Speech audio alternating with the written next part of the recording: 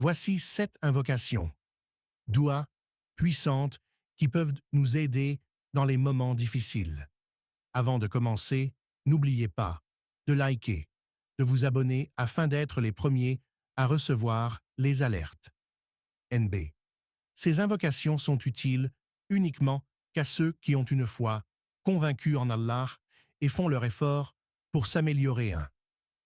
Lorsqu'on est touché par une maladie, le prophète Ayoub, Job, a souffert d'une maladie grave, au point qu'il en pourrissait, et cela a duré de longues années, durant lesquelles il a perdu sa santé, ses biens, ses enfants, et même certains de ses proches.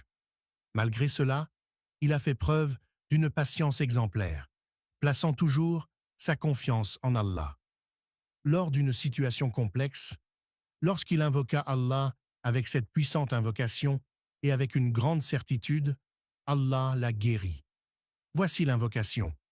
Rabbi inni massani ad-dur wa anta arhamur rahimin. Ce qui signifie Seigneur, le mal m'a touché. Mais toi, tu es le plus miséricordieux des miséricordieux.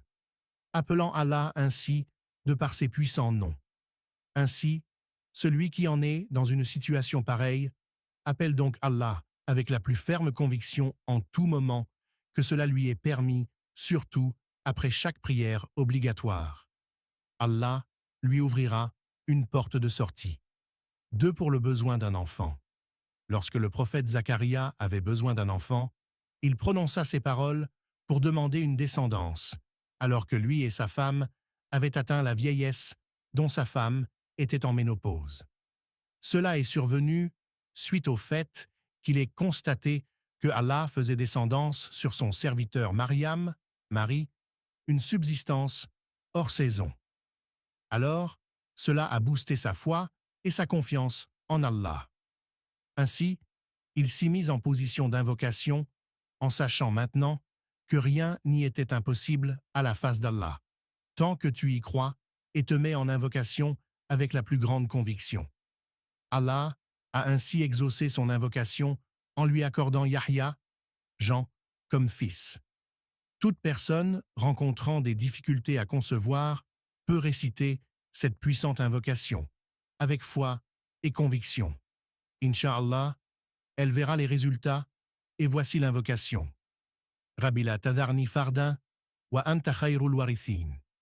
Ce qui veut dire, Seigneur, ne me laisse pas seul, sans descendance, alors que tu es le meilleur des héritiers. N'oubliez pas de liker, de vous abonner afin d'être parmi les premiers à recevoir la suite, et partager afin de faire bénéficier le plus de frères et sœurs. À la prochaine pour la suite des 5 autres invocations.